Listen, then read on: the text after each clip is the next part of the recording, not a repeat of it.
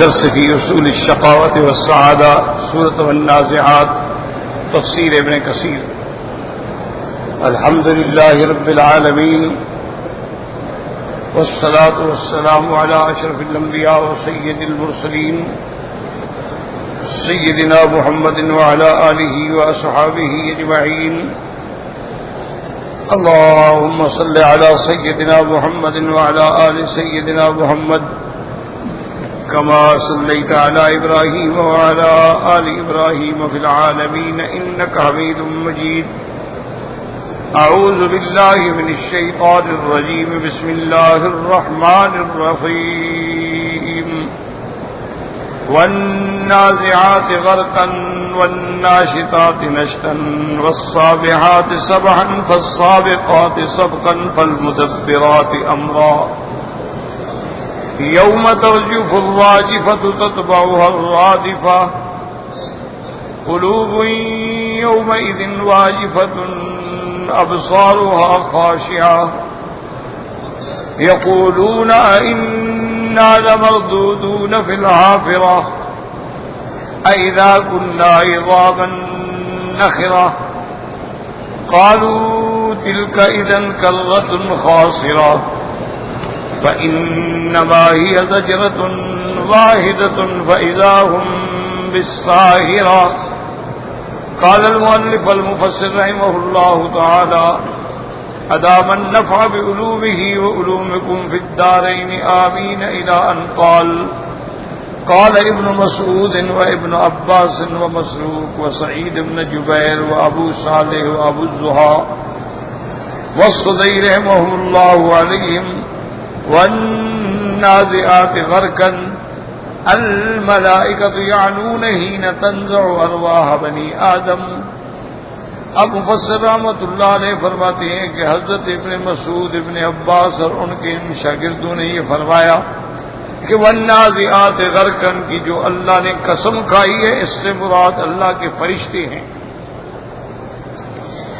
جب وہ ارواح بنی آدم کو قبض کرتے ہیں فمنهم من تأخذ روحه بأسر فتغرق في نزعها ومنهم من تأخذ روحه بسهولة وكأنما حلت من نشاط.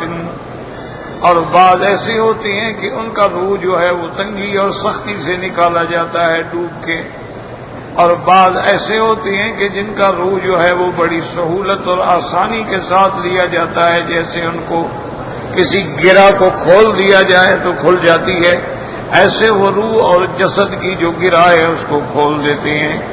وهو قوله تبارك وتعالى والناشطات نشطا. قاله ابن عباس رضي الله تعالى عنهما وعن ابن عباس والنازعات أنفس الكفار تنزع ثم تنشط ثم تغرق في النار. اور ایک قول حضرت ابن عباس کا یہ بھی ہے کہ نازعات سے مراد فرشتے نہیں بلکہ کافروں کی روح ہے جو کھینچی جاتی ہے، پھر کھولی جاتی ہے، پھر اس کو آگ میں ڈال کے ڈبویا جاتا ہے. رواہ ابن ابی حاتم وقال مجاہد والنازعات غرقا نے فرمایا اس سے مراد موت ہے. وقال الحسن وقتادہ والنازعات غرقا والناشطات نشطا هي النجوم. حضرت حسن اور حضرت قتادہ فرماتے ہیں کہ نازعات اور ناشطات سے مراد جو ہے وہ ستارے ہیں جو اللہ کے آسمانوں پہ ستارے ہیں. وقال عطاء ابن ابی رباح فی قوله تعالی والنازعات والناشطات هي القصي بالقتال. انہوں نے فرمایا اس سے مراد یہ ہے کہ وہ کمانیں ہیں جو قتال جہاد کے اندر استعمال ہوتی ہیں، کسی کو بڑی طاقت سے کھینچا جاتا ہے اور کسی کو آسانی سے. والصحیح والاول علیہ الاکثرون. مفسر رحمۃ اللہ علیہ فرماتے ہیں کہ صحیح قول جو ہے وہ پہلا ہے، اور اسی پہ اکثر مفسرین ہے کہ اس سے مراد اللہ کے فرشتے ہیں.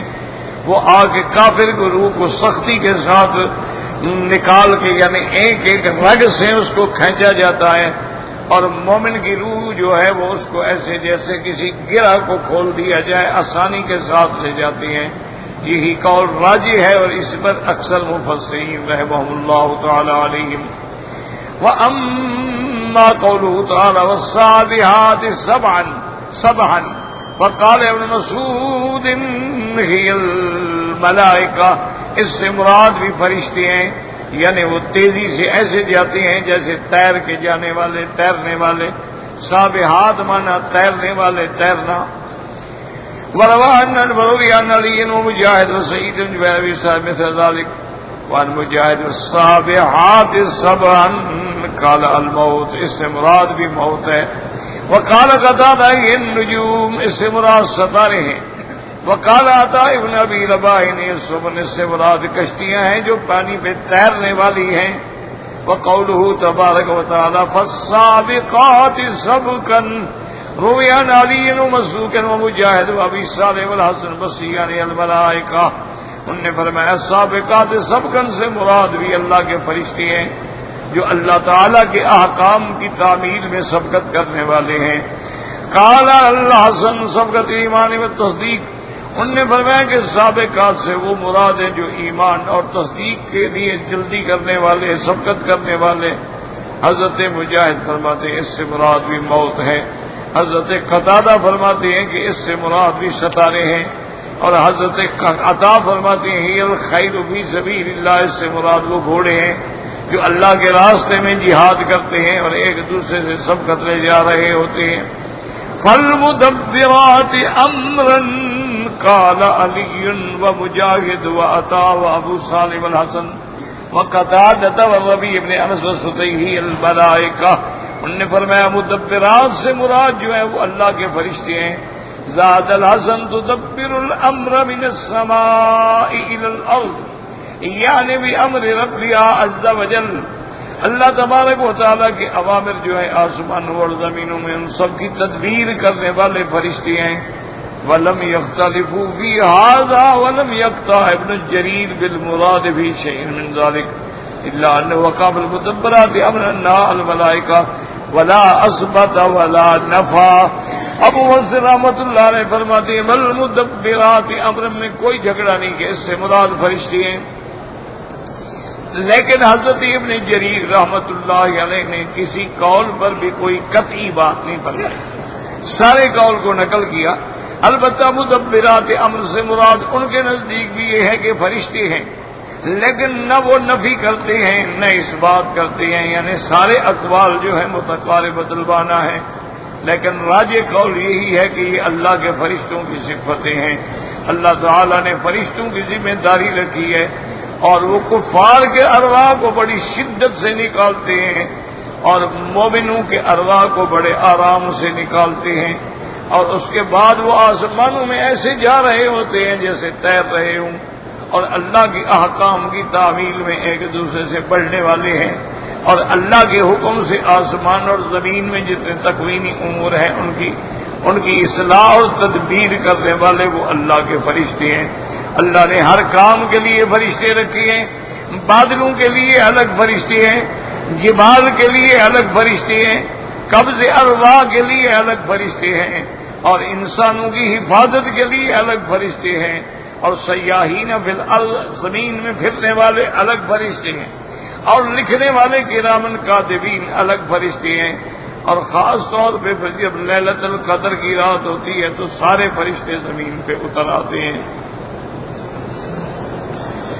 یوم ترجف الراجفۃ تتبعها الرادفہ، اور جس دن نفخہ اولا سے ہل جائے گی زمین کا ہلنا اور اس کے پیچھے آئے گی پیچھے آنے والی۔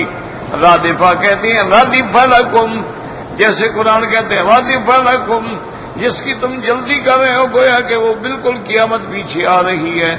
قال ابن عباس ہم النفختان الاولى والثانیہ، انہوں نے فرمایا اس سے مراد وہ دو نفخے ہیں، یوم ترجف الراجفۃ نفخہ اولا ہے، وتتبعها الرادفۃ نفخہ ثانیہ ہے۔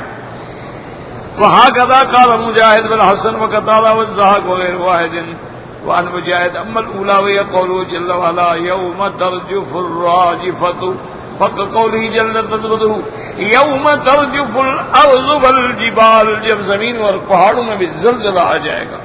والثانیہ الرادفۃ قوله وحملت الارض والجبال فدکتا دکۃ واحدہ، زمین اور پہاڑ جو ہے ٹکڑے ٹکڑے کر دیے جائیں گے۔ وقد قال الامام احمد حدثنا وكيع قال حدثنا سفيان عن عبد الله بن محمد بن عقيل بن الطفيل عن ابي بن كعب عن ابيه قال قال رسول الله صلى الله عليه وسلم جاءت الراجفة تتبع الرادفة جاء الموت بما فيه. حضرت ابی الطفیل ابن ابی ابن کعب سے روایت ہے، وہ اپنے والد ابی ابن کعب رضی اللہ تعالیٰ سے روایت کرتے ہیں کہ حضور پاک نے فرمایا جاءت الراجفہ، راجفہ آ گئی ہے، اس کے پیچھے آنے والی آ رہی ہے. کیا مانا؟ جب گویا موت آ گئی تو تیرے لیے تو قیامت قائم ہو گئی. من مات قامت قیامتہ. فقال رسول اللہ رأیت ان جعلت صلاتي كلها عليك قال اذن يكفيك الله ما اهمك من دنياك واخرتك. اس بندے نے کہا کہ یا رسول اللہ صلی اللہ علیہ وسلم اگر میں اپنے سارے وظیفے جو ہیں صرف درود شریف آپ پہ پڑھتا رہوں اور کوئی وظیفہ سارا دن رات بس درود شریف پڑھتا ہوں. آپ نے فرمایا جب تم اتنی کثرت سے درود پڑھو گے اذن یکفیک اللہ، اللہ جو بھی تمہیں مشکل پیش آئے گی تیری کفایت فرمائیں گے، دنیا و آخرت کی تیری ساری مشکلات کو حل کر دیں گے. تو درود شریف جو ہے یاد رکھیں ایک بہت بڑی عظیم نعمت ہے.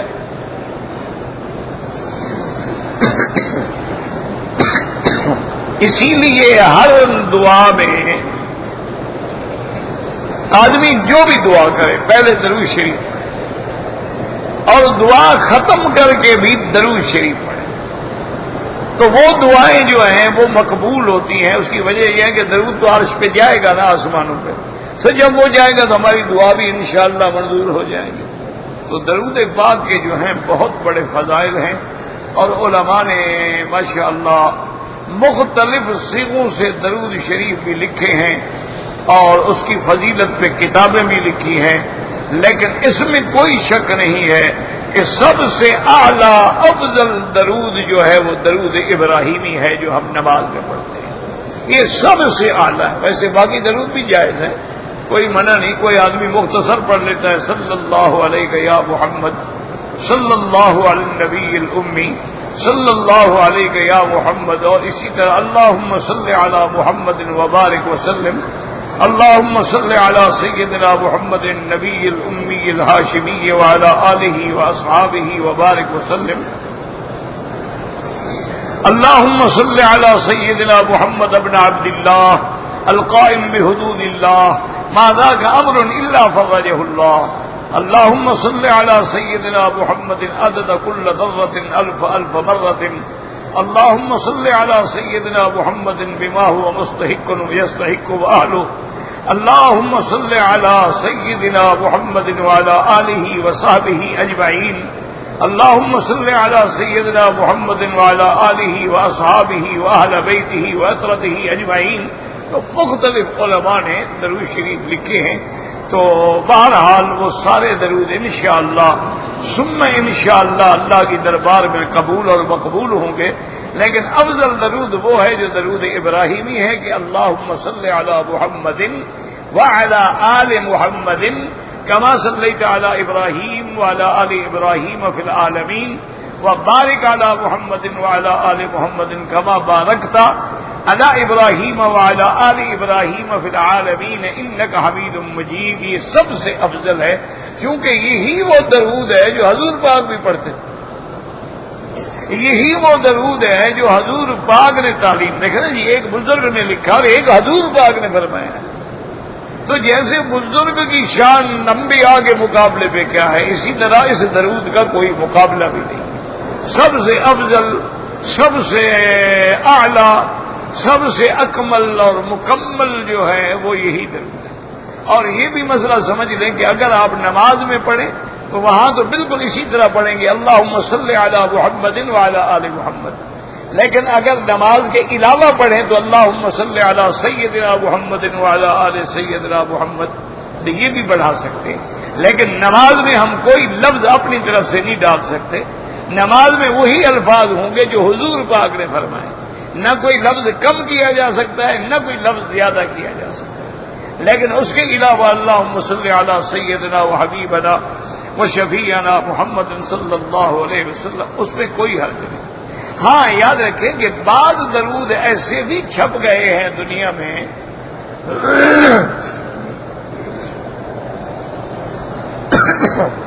جن کے اندر بعض الفاظ جو ہیں ان سے یعنی اگر عالم پڑھ رہا ہو وہ تو سمجھتا ہے نا کہ یہ مجازی معنی میں ہے، لیکن عام آدمی پڑھ رہا ہو تو نعوذ باللہ شرک کا اندیشہ ہو جاتا ہے۔ جیسے بعض درود میں بڑھایا جاتا ہے دافع البلاء والوباء والقحط والالم، یہ اللہ کی صفت ہے، یہ نبی پاک کی صفت نہیں ہے۔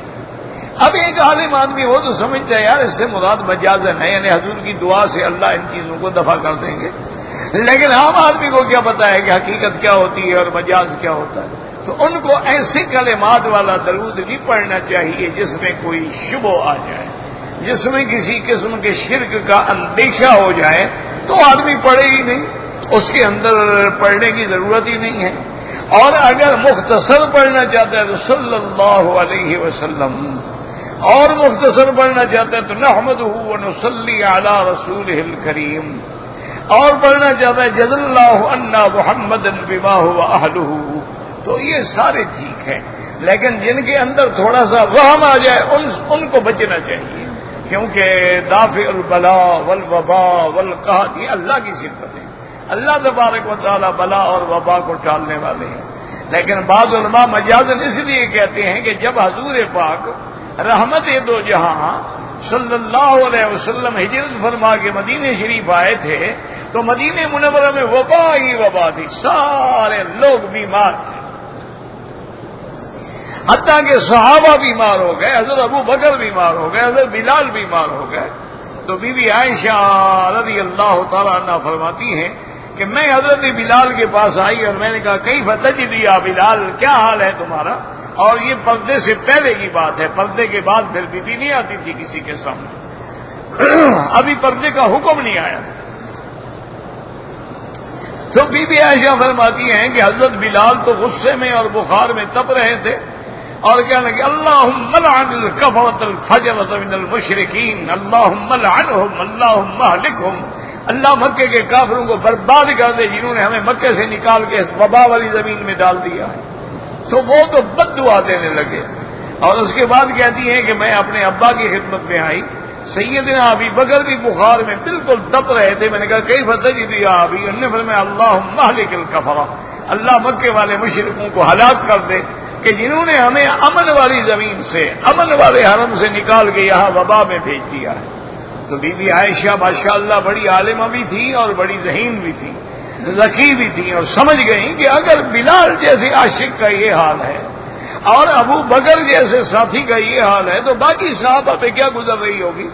وہ سیدھی حضور کی خدمت میں آئی، انہوں نے کہا یا رسول اللہ صحابہ تو سارے بیمار ہو گئے۔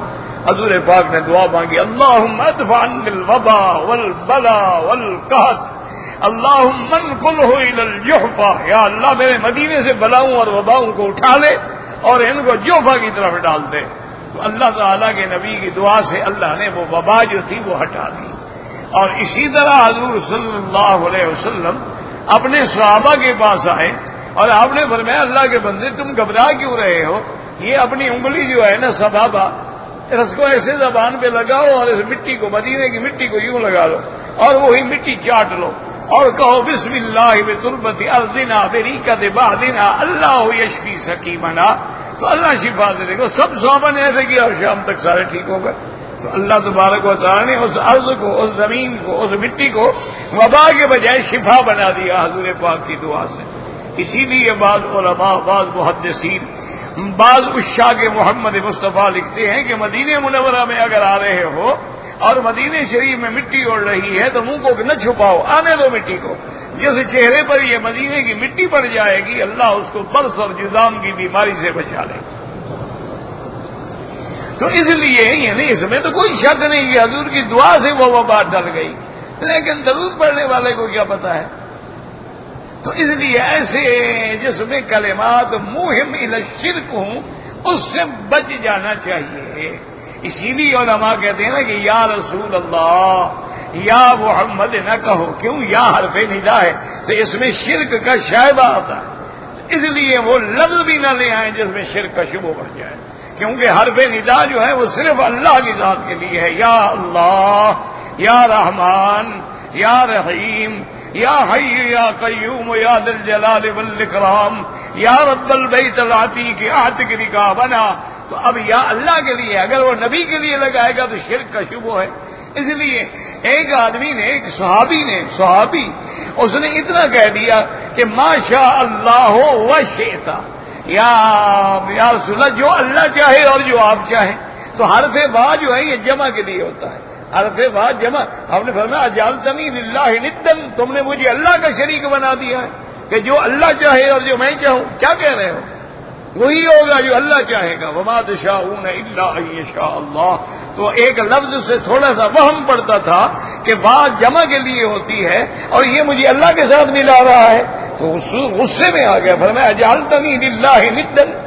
اب خیر ہمارا تو حال اتنا آگے چلا گیا ہے نا، اب تو یا رسول اللہ کی بات نہیں، اب تو یا پیر، یا دستگیر، یا شیخ عبد القادر جیلانی، یا معین الدین چشتی، اور اب تو ہم سب کو پکارتے ہیں انا للہ و انا الیہ راجعون. ولا نقول الا لا حول ولا قوت الا باللہ العلی العظیم. اور خدا کی شان دیکھو، جس کا نام ہی عبد القادر ہے وہ کہتا ہے میں قادر کا بندہ ہوں. یہ کہتے نہیں آپ مجھے دیں. اس کا کوئی علاج ہے دنیا میں؟ حضرت آپ نے جن کو داتا کہا ہے، یہ نام رکھنا شرک ہے. داتا اللہ کی ذات ہے. آپ کا نام تھا حضرت علی حجویری رحمت اللہ علیہ، ان کا نام داتا تھوڑا تھا. اور نہ حضرت علی حجویری رحمت اللہ علیہ نے کبھی فرمایا کہ مجھے داتا کہو. حضرت شاہ فرید الشیخ فرید الدین کا نام فرید الدین تھا. شکر گنج ہم نے خود ملا لیا ہے اپنی طرف سے. تو یہ چیزیں جو ہے نا جی، آدمی کو اسی طرح آہستہ آہستہ آہستہ آدمی شرک میں آ جاتا ہے. تو جہاں شرک آئے اس کی جڑ کاٹ دو. اب حضور کے زمانے میں جس درخت کے نیچے بیٹھ کے حضور نے بیعت کی تھی، حضرت عمر نے دیکھا کہ صحابہ نے تلواریں لٹکائی ہوئی ہیں. تو آپ نے بتایا کہ کیا کر رہے ہو؟ انہوں نے کہا عمر یہ وہی درخت ہے جس کے نیچے حضور بیٹھے تھے، ہم اس تبرک کے لیے لٹکا رہے ہیں. آپ نے حکم دیا کاٹ دو اس درخت کو. آپ نے فرمایا تم تو رسول کے صحابی ہو، اگر تمہارے اندر یہ بات شروع ہو گئی، آنے والے تو سجدہ کریں گے درخت کو، آنے والے تو آگے اس درخت کی منتیں مانیں گے. حضرت نے حکم دیا کاٹ دو درخت، تاکہ درخت کا وجود ہی نہ رہے، شرک مٹ جائے، اندیشہ ختم ہو جائے. اسی لیے ہمیشہ یاد رکھیں کہ ہر درود درست ہے، ہر درود صحیح ہے، لیکن جس کے کلمات میں شبہ پڑے وہ نہ پڑھا کرے. اور کتنی بڑی بات ہے، حضور نے فرمایا کہ وہ تمہیں تیرے ہر ہم غم سے دنیا و آخرت میں چھڑا لے گا. اور اسی طرح حضور نے فرمایا جو بندہ سب سے زیادہ مجھ پہ درود پڑے گا قیامت میں سب سے زیادہ میرے قریب ہو. تو اب تو ہمارے لوگ تو غافل ہیں. میرے اپنے اس شیخ تھے، بزرگ تھے، ہم تو حیران ہوتے تھے. بوڑھے آدمی تھے، آدھا پاؤ دودھ اور روٹی جو ہے نا جو اپنی دیسی روٹی ہوتی تھی، اس کا چوتھا حصہ باقاعدہ کاٹ کے یہ غذا تھی. لیکن 1,00,000 دفعہ درود روزانہ حضور پہ پڑھتے تھے اور 10 پارے قرآن کی منزل بھی پڑھتے تھے اور 1,00,000 دفعہ اس میں ذات کا ذکر بھی فرماتے تھے. اس کے بعد ہم سب کی اصلاح پڑھنا پڑا، وہ بھی ہوتا تھا. اللہ ان کے اوقات میں برکت ڈال دیتی ہے، اللہ ان کے لیے پڑھنا جو ہے وہ آسان کر دیتے ہیں. جیسے امام شافعی رحمت اللہ علیہ رمضان المبارک کی راتوں میں ہر رات قرآن کا ختم کرتے اور نفلوں میں کھڑے ہوتے اور سارا قرآن ختم، اللہ آسان کر دیتے. ہم تو صرف نام کے مسلمان رہ گئے ہیں. بس دعا کرو یہی، بس شاید پھر آنے والے دور میں یہ پتہ نہیں یہ نام بھی نہ رہے. آگے جو ہماری نسلیں آ رہی ہیں خدا رحمت کرے، دعا کریں اللہ ہر مسلمان کی اولادوں کو صالح بنائے، اللہ ان کو ذریت صالحہ بنا دے. ورنہ جو دور آ رہا ہے وہ تو جناب انٹرنیٹ ہے، موبائل ہے، چیٹنگ ہے، فلمیں ہیں، ڈرامے ہیں، ہلے گلے ہیں، کپڑے اترے ہوئے ہیں عورتوں کے، نعوذ باللہ. میرے خیال میں ایسے لباس میں ہوتی ہے، اس لباس کو بھی حیا آتی ہوگی کہ کس بدبخت نے مجھے پہنا ہوا. انا للہ وانا الیہ راجعون ولا نقول الا لا حول ولا قوة الا باللہ العلی العظیم. اور ہمارے بس میں کیا ہے. وقد روى الترمذي وابن جرير وابن ابي حاتم من حديث سفيان الثوري باسناده مثله اسی طرح. واللفظ الترمذي وابن ابي حاتم قال رسول الله صلى الله عليه وسلم اذا ذهب ثلث الليل قام. میرے محبوب جب رات کے 2 حصے گزر جاتے تو کھڑے ہو جاتے. فرمایا یا ایھا الناس اذکروا اللہ, اللہ کو یاد کرو. جاءت الراجفہ, آ گئی کھڑکھڑانے والی. تتبع الرادفہ, اور اس کے پیچھے لگی ہے لگنے والی. جاء الموت بما فیہ, موت آ گئی اور اس کے بعد گویا قیامت قائم ہو گئی. وقوله تبارک و تعالی قلوب یومئذ واجفۃ, اور جب قیامت ہوگی تو اس دن دل دھڑک رہے ہوں گے, خائفۃ, ڈر کے مارے. وقذا قال مجاہد وقتادہ ابصارها خاشعۃ ابصار اصحابها وانما اضيفت اليها للملابسۃ اي ذلیلۃ حقیرۃ مما عاینت من الاحوال. ابصارها یعنی ان لوگوں کی نظریں جو ہیں وہ جھکی ہوئی ہوں گی, وہ جو دیکھیں گے جن قیامت والے دن کے جب احوال دیکھیں گے اور جو وہاں شدت ہوگی اس کو دیکھ کے آنکھیں جھک جائیں گی. یقولون انا لمردودون فی الحافرہ, یعنی مشرکی قریش. ومن قال بقولهم فی انکار المعاد یستبعدون وقوع البعث بعد المسیر الى الحافرة وهي القبور. کہتے ہیں اچھا قبروں میں جانے کے بعد ہم پھر لوٹائے جائیں گے. لمردودون فی الحافرہ, یعنی کفار قریش بھی اور ان کے ہم نوا جو عقیدہ رکھتے تھے کہ قیامت نہیں ہوگی, وہ بطور اس کے بعد کر. یار عجیب بات ہے, جب ہم قبروں میں چلے گئے لمردودون, ہم پھر واپس لوٹیں گے, یہ کیسے ہو سکتا ہے.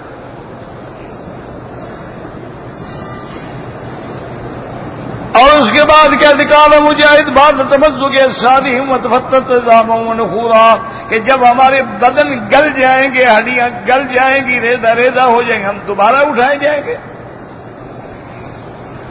وَلِهَذَا قَالَ اِذَا كُنَّا عِظَامًا نَخِرَةً, جب ہم بالکل بوسیدہ ہڈیاں ہو جائیں, ہڈیاں بھی بوسیدہ مٹی ہو جائیں گے, ہم پھر دوبارہ اٹھیں گے, یہ کیسے ہو سکتا ہے. وَقُرِئَ النَّاخِرَةُ وقال امام جاؤ کہ اے بالیۃ بوسیدہ. قال بعض العظم اذا بلا دخلت الریف, یعنی ایسی ہڈی جو بالکل گل جائے, سوراخ ہو جائے, جس سے ہوا نکل جائے.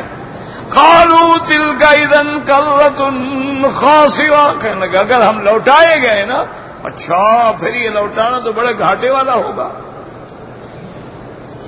وعن ابن عباس محمد بن كعب بن سعيد بن جبير بن مالك والسدي وقتادة الحافرة الحياة بعد الموت, کیا مرنے کے بعد ہم دوبارہ زندہ ہوں گے. وقال الحافرة النار, انہوں نے کہا حافرہ سے مراد جہنم ہے. وما اکثر اسماء بہت سارے نام ہیں. النار والجحیم وسقر وجہنم والحاویہ والحافرہ واللظی والحطمہ, سب جہنم کے نام ہیں, قیامت کے نام. واما قوم تلک اذا کرۃ خاسرہ. قال محمد بن کعب قال قریش ان احیانا اللہ بعد ان نموت نصرنا, کہ اگر اللہ نے ہمیں دوبارہ اٹھایا پھر تو ہم بڑے گھاٹے میں پڑ جائیں گے. قال اللہ تعالی, اچھا اللہ نے فرمایا تو مذاق کر رہے ہو, مشکل ہے. انما ہی زجرۃ واحدہ, بس ایک چیخ, ایک سور پھونکا جائے گا اور قیامت قائم ہو جائے گی. فاذا هم بالصاغرہ فانما هو امر من اللہ لا مثنویۃ فیہ ولا تاکید, اس میں کسی قسم کی کوئی بات نہیں. فاذا الناس قیام ينظرون, سب کھڑے ہوں گے. وهو ان يعبر تعالى اسرافیل فينفخ بالصور نفخة البعث, اللہ حکم دیں گے اسرافیل کو نفخہ بعث میں دوسری دفعہ سور پھونکیں گے. فإذا الأولون والآخرون قيام بين يد الرب عز وجل ينظرون, سب اللہ کے دربار میں کھڑے ہو کے حاضر ہو جائیں گے. اسی اللہ فرماتے ہیں یوم يدعوكم فتستجيبون بحمده وتظنون إن لبثتم إلا قليلا.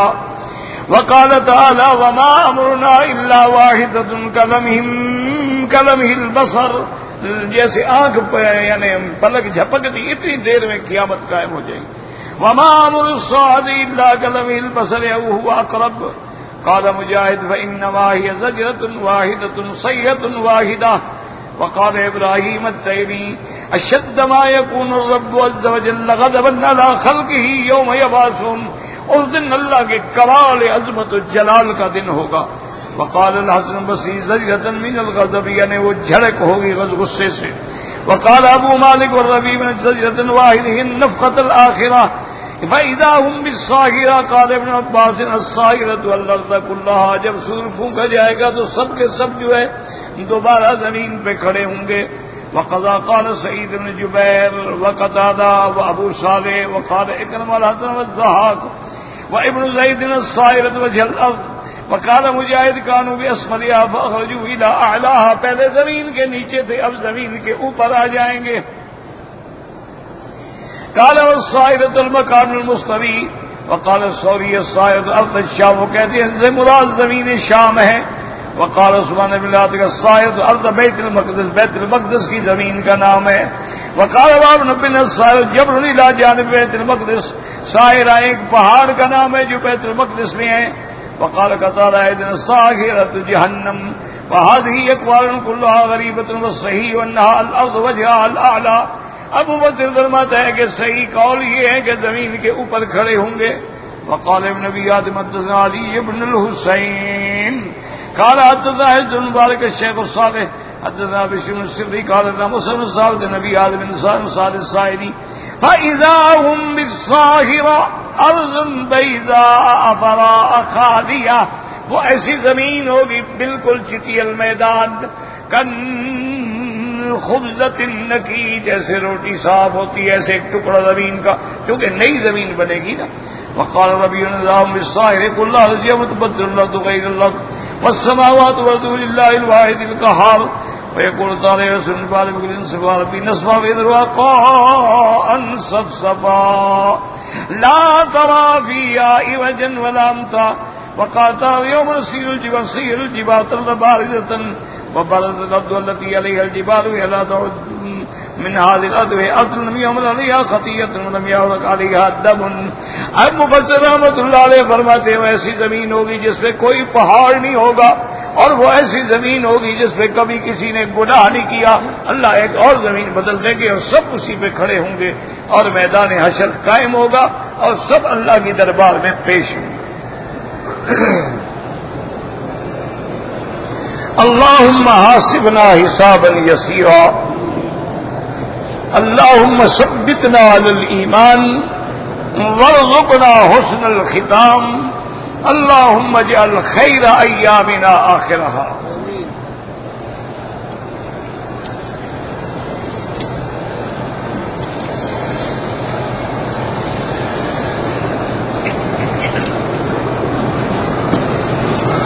کہتے جی کہ اگر طواف کرتے کرتے کوئی آدمی تھک جائے یا معذور ہے بیٹھ سکتا ہے بیٹھ کے سانس لے کے پھر شروع کر دے کوئی منع نہیں.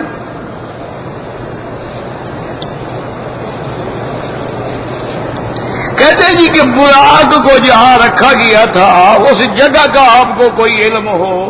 میں حضرت اس وقت موجود ہی نہیں تھا تو جگہ کا علم کیسے ہو مجھے. یعنی مسلمانوں کو مجھے سمجھ نہیں آتا کہ ان سوالوں کی ضرورت کیا پڑ گئی. وہ تو رات کا معراج ہے کسی مکے والے کو بھی پتہ نہیں ہے تو مجھے کیسے پتا ہے خدا کی جگہ یہ تھی.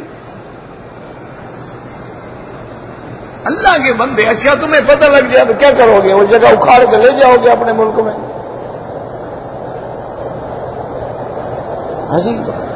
یہ تو اس کا جواب پھر وہی دینا چاہیے نا کہ امام محمد رحمت اللہ علیہ جو امام ابو حنیفہ کے شاگرد سے ان کو مولویوں نے سکھلایا کہ امام محمد کو پریشان کریں. انہوں نے کہا جی امام محمد سے یہ پوچھیں کہ ساری زمین جو اللہ نے پیدا فرمائی ہے اس کا نقطہ مرکزی اس کی درمیانی جگہ کون سی ہے. لیکن یہ کتابوں سے جواب نہ دے عقل سے جواب. بادشاہ نے جب پوچھا امام صاحب کے ہاتھ میں لکڑی تھی آپ نے لکڑی رکھ دی فرمایا یہ جگہ ہے. بادشاہ نے مولویوں کو دیکھا بھی، وہ امام صاحب تو کہتے یہ جو انہوں نے کہا یہ کیسے؟ انہوں نے کہا تو پیمائش کر لو، پیمائش کر لو، اگر یہ جگہ نہ نکلے تو اعتراض کر لو۔ اب کون اللہ کی زمین کو پیمائش کرے جناب؟ میں کہاں سے براق کھولنے کے لیے جاؤں؟ عجیب بات۔ بعض روایات میں آتا ہے کہ زمزم اور حجر اسود کے درمیان میں براق کو رکھا گیا۔ مسجد اقصی کے بارے میں آتا ہے کہ وہاں جو صخرہ ہے، اب مسجد صخرہ کہلاتی ہے، وہاں ایک پتھر تھا جس میں جبریل نے انگلی سے سوراخ کیا اور وہیں براق کو باندھ دیا، لیکن مکے میں تو کوئی ذکر نہیں۔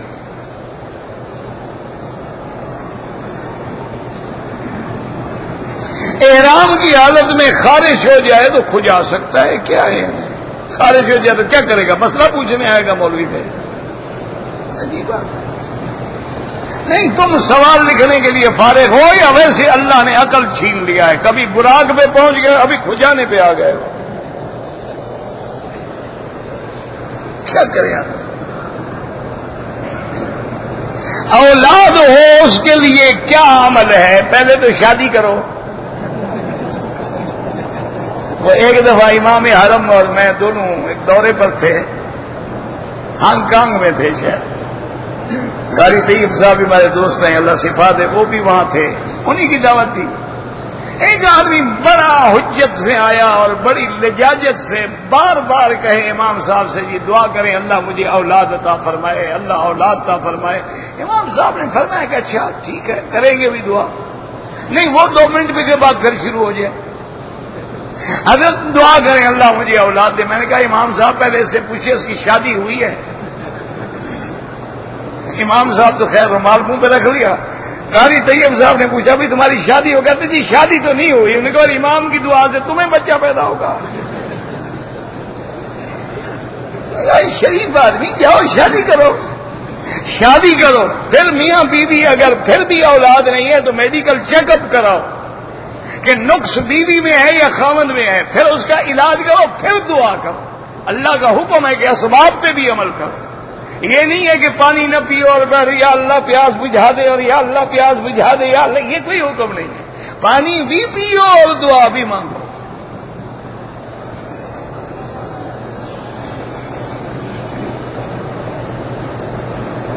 شیب ابی طالب مشہور ہے، شیب عامر بھی کہتے ہیں، ساتھ والا شیب ابی طالب ہے۔ اب تو سارا ٹوٹ گیا، اب حرم بن رہا ہے۔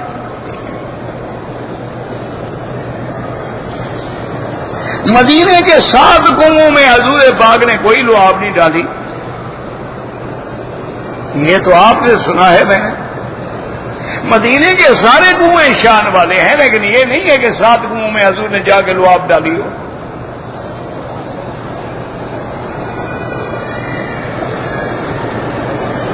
میرا لڑکا 30 سال عمر ہو گئی ہے یا پتہ نہیں 3 سال عمر ہو گئی ہے، اب کوئی عقیقہ نہیں۔ خدا کے بندے عقیقہ 7ویں دن ہوتا ہے یا 14ویں دن ہوتا ہے یا زیادہ سے زیادہ 21ویں دن ہوتا ہے، اب 3 سال میں تمہیں عقیقہ یاد آ گیا، کوئی ضرورت نہیں۔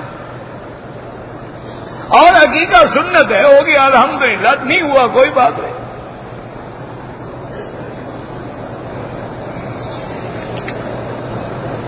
اس کو لڑکے کا فکر نہیں ہے، یاد رکھو۔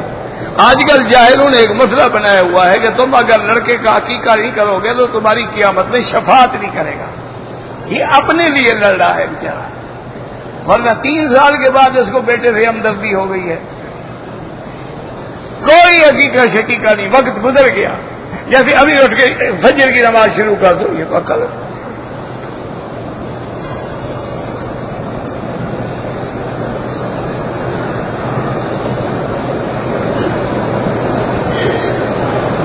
بابا 3 سال میں کوئی عقیقہ نہیں، تو 7ویں دن سر بھی مڈاؤ، بالوں کا وزن کرو، جتنا وزن ہو اتنی چاندی کی قیمت خیرات کرو، اور اس کے بعد 2 بکرے لڑکا ہے تو 2 بکرے لڑکی ہے تو 1 بکرا ذبح کرو۔ اب کوئی 3 سال کے بعد عقیقہ نہیں ہے۔ عصر کی نماز کے بعد طواف کی 2 رکعات امام ابو حنیفہ رحمت اللہ علیہ کے نزدیک افضل یہ ہے کہ مغرب کے بعد پڑھو، باقی ائمہ کے نزدیک بھی جائز ہے، افضل ان کے نزدیک بھی مغرب کے بعد ہے۔ مسئلہ سمجھا کریں، ان کے نزدیک بھی یعنی اگر کوئی پڑھ لے تو ہو جائے گی، گناہ نہیں ہے، لیکن افضل ان کے نزدیک بھی یہی ہے کہ مغرب کے بعد پڑھو۔ کراچی کے حالات دن بدن خراب ہو رہے ہیں، دینی مدارس کے علماء کو شہید کیا جا رہا ہے، انا للہ و انا الیہ راجعون۔ آپ بھی دعا کریں کہ اللہ اپنے عذاب جو ہے وہ پاکستان سے اٹھا لیں، اللہ تبارک و تعالی امن و استحکام عطا فرمائیں۔ لیکن ایک بات یاد رکھو، جب تک اللہ کے دروازے پہ ساری قوم رجوع نہیں کرے گی، توبہ نہیں کرے گی، لوٹ نہیں آئے گی، اور جب تک تم اللہ کی نافرمانیاں نہیں چھوڑو گے، اس وقت تک یہ عذاب برستے رہے۔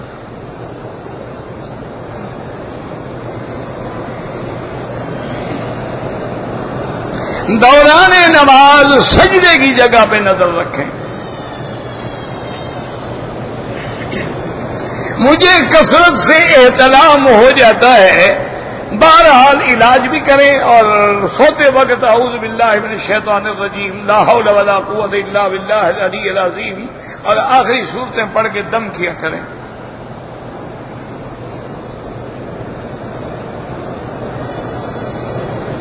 اگر کسی آدمی کے چھوٹے بھائی کا انتقال ہو گیا، اس کی جو بیوہ ہے اس کا بڑا بھائی شادی کر سکتا ہے، عدت کے بعد کر سکتا ہے۔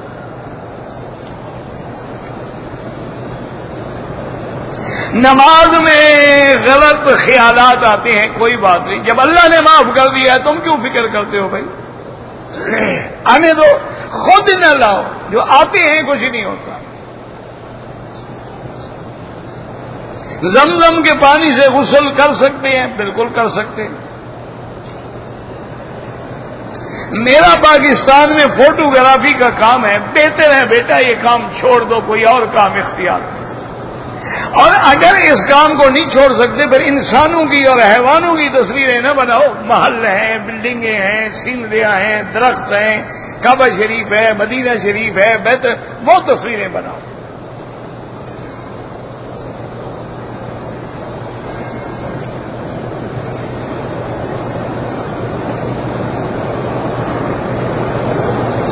میں نے عمرہ کیا تھا حج میں تمتع والا، تو میں نے ٹک لگائے تھے 2-3، وہ ایک بکری دم ادا کرو، سارے بال مڈانے چاہیے یا کٹوانے چاہیے۔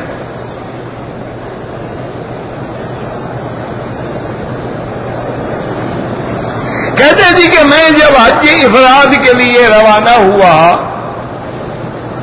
تو میں نے مینا میں بھی اور مزدلفہ میں بھی بغیر کسی عذر کے غسل کیا، کوئی بات نہیں، وہ تو سنت ہے، حضور پاک نے بھی مینا پہ غسل فرمایا، عرفات پہ غسل فرمایا۔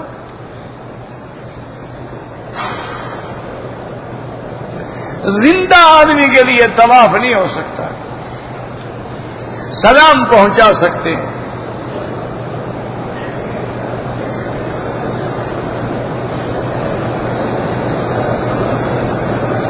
آپ کے پاؤں بائیں جانب ایک بوڑھا طالب بیٹھتا ہے، اس کے پاؤں میں وہ جھاڑتا ہے، اس کے پاؤں میں تکلیف ہے، وہ غریب کیا کرے؟ تم جو اوپر چڑھے آتے ہو، جھاڑے گا نہیں تو کیا کرے گا؟ وہ معذور ہے بیچارہ، مجبور ہے، اس کے پاؤں میں تکلیف ہے، تم لوگ پیچھے سے آتے ہو، نہ دیکھتے ہو بھی آگے معذور ہے یا کون ہے۔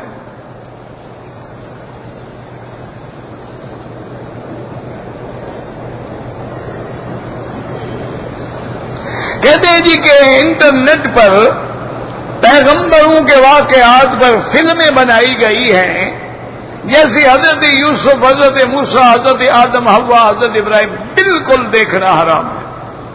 یعنی یہ جو ایکٹنگ کرنے والے ہیں یہ فاسق، فاجر، کافر، نبی کی شکل بن رہے ہیں۔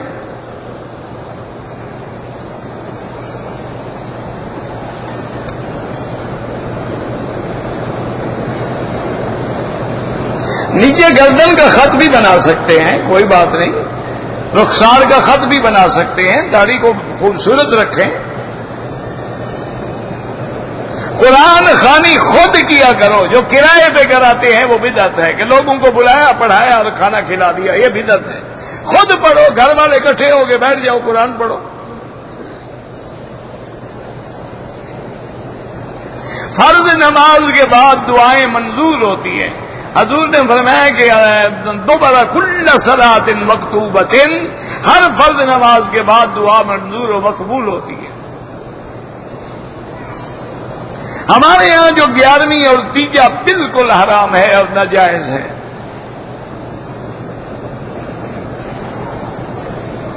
اگر کسی آدمی نے داڑھی رکھی ہے اور بال ٹوٹ گیا تو ٹوٹ گیا تو ٹوٹ گیا، وہی ٹوٹتا ہے جو مر جاتا ہے. زندہ بال کبھی نہیں ٹوٹتا، جب مر گیا تو مر گیا.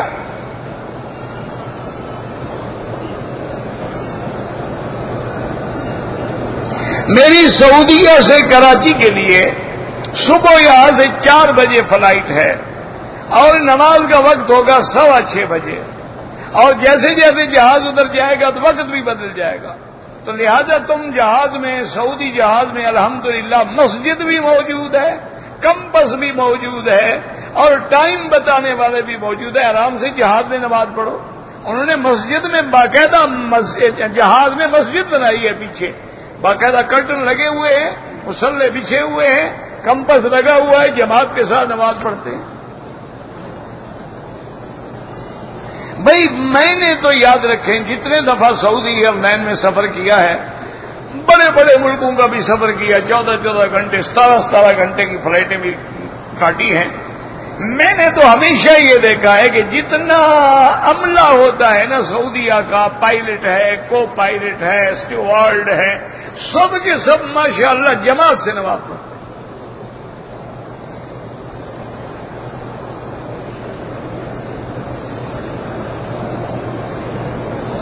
جو درود ہم پڑھتے ہیں اللہ فرشتوں کے ذریعے انبیاء پہ پہنچاتے ہیں.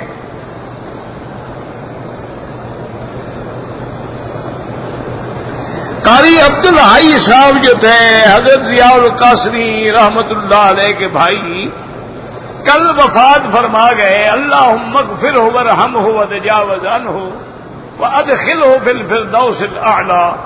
یہ خود بھی قاسمی صاحب کی طرح بہت بڑے خطیب تھے، عالم تھے، اور ہمارے تو ایسے تھے جیسے بھائیوں کی طرح ہوتے ہیں.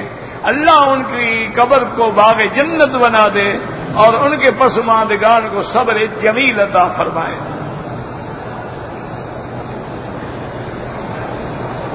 اب یہ بھی مسئلہ ہے جی کہ آپ داڑھی پہ کون سا کلر لگاتے ہیں، آپ کو نظر نہیں آتا. آپ مجھے بتاؤ کیا کروں میں؟ پھر کہتے ہیں جی مکی صاحب ناراض ہو جاتے ہیں. اس میں ناراض نہیں، آپ کو نظر نہیں آ رہا، پھر پوچھنے کی کیا ضرورت ہے؟ میں جناب مہندی لگاتا ہوں، کیا کریں؟ اب یہ مسئلہ ہے کوئی شریعت کا؟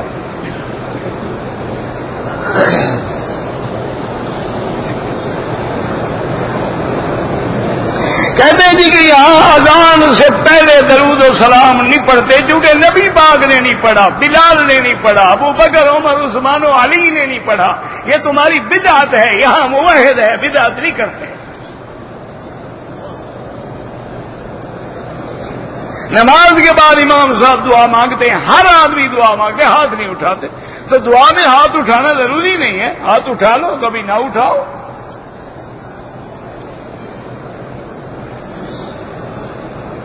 ظہر اور عصر کی پہلی 4 رکعتیں جو ہیں امام ابو حنیفہ رحمت اللہ علیہ کے نزدیک 4 رکعتیں ملا کے پڑھیں.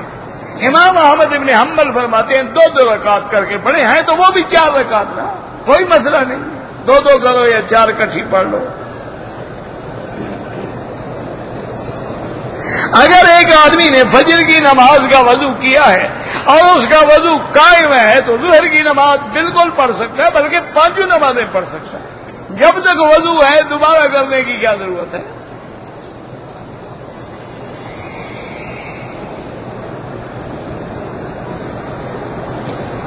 ہم 5-6 ساتھی عمرے کے لیے آئے ہیں. عمرے سے فارغ ہونے کے بعد ایک دوسرے کے سر پہ اس طرح پھیرا بالکل جائز ہے. زندہ کے لیے کوئی عمرہ طواف نہیں، وہ خود کرے، دعا مانگو.